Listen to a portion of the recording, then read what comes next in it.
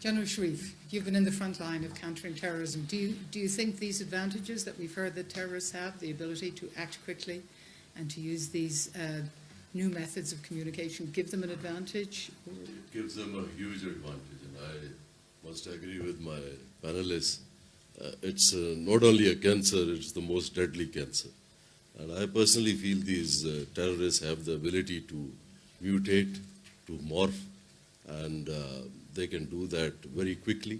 And obviously, this platform of digital age that is available, whether it is social media or any other platform which is available, they use it very, very effectively. And recruitment is one thing which is done on that. And I think the financiers, the betters, the facilitators, the sleeper cells, and the sympathizers, all of them are involved in this.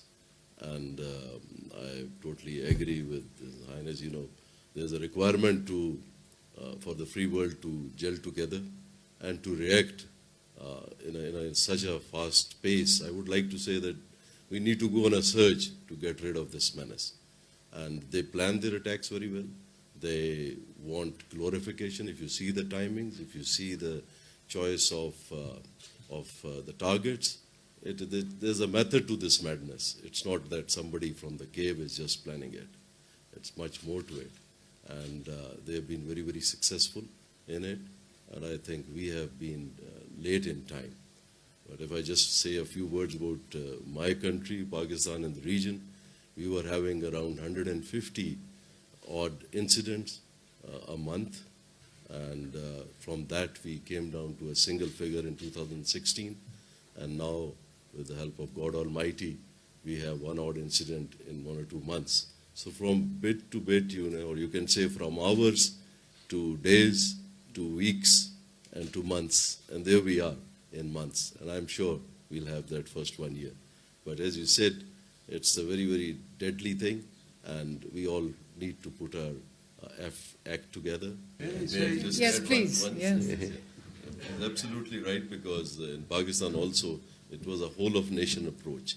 And I think that paid. We had some very horrendous attacks, like the school incident, in which, you know, over 135 children were killed, so, and martyred. So everybody came together and gelled together. So I think at the international level also, there is a requirement to have synergy in effect and to have a platform.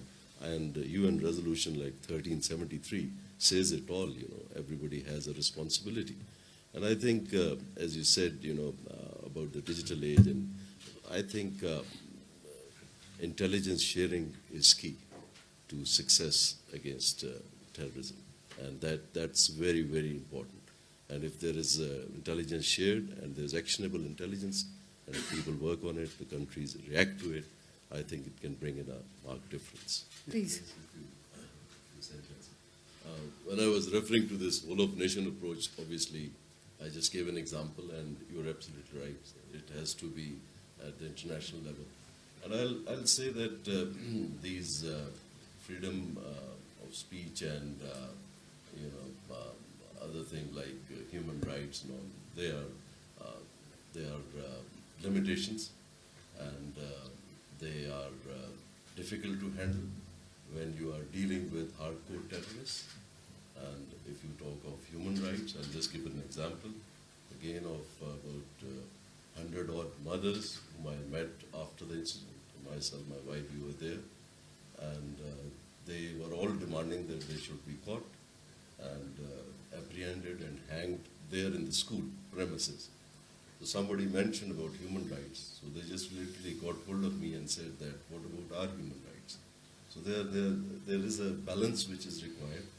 And especially for those, I would say, hardcore terrorists who have been holding heads of 2 of my soldiers, you know, one in each hand, and playing football with the third one. So there is a need to, you know, deal with these terrorists in a very firm, in a very bold, audacious, and I personally feel in a manner that it creates deterrence. Obviously, the norms and other rules and regulations need to be followed, but I think that's the way forward. for those who, and then the second point, obviously, the counter narrative, that is very, very important. In fact, the same vehicle which they are using, I personally feel we should be using it better than that. And this counter narrative should be going out day in, day out. And all our youth and, the people who get radicalized or who get impressed and all this narrative should be so potent, so strong, that it should nullify. If you go back to the General, Yes, General, do you think you can deter somebody who is prepared to sacrifice their own life and their family's life?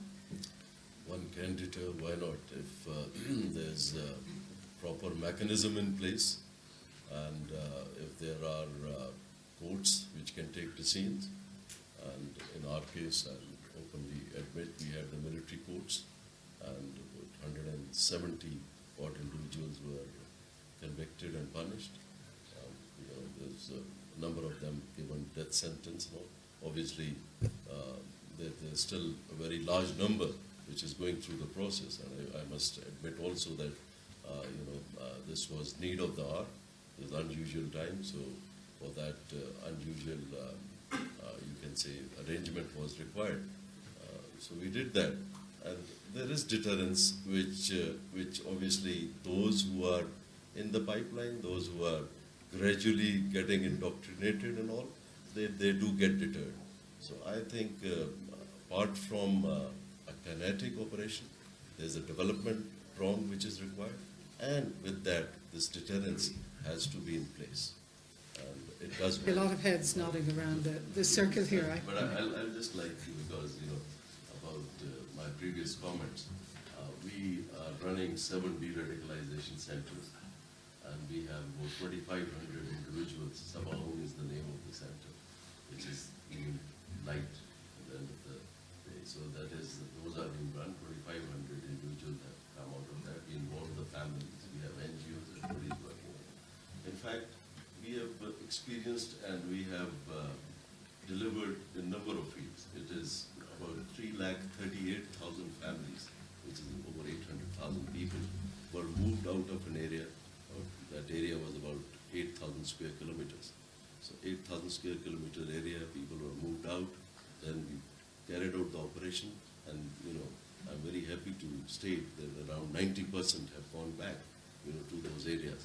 So we cleared the area, moved them back, and so all this has happened with the theme build better than before, and obviously poverty, education, health, and all these things. We even gave them polio drops, and Robert Gatewood rang me up and thanked me. So that's the type of that's what I was saying. There's a whole of nation approach required, and there is a full theme behind it.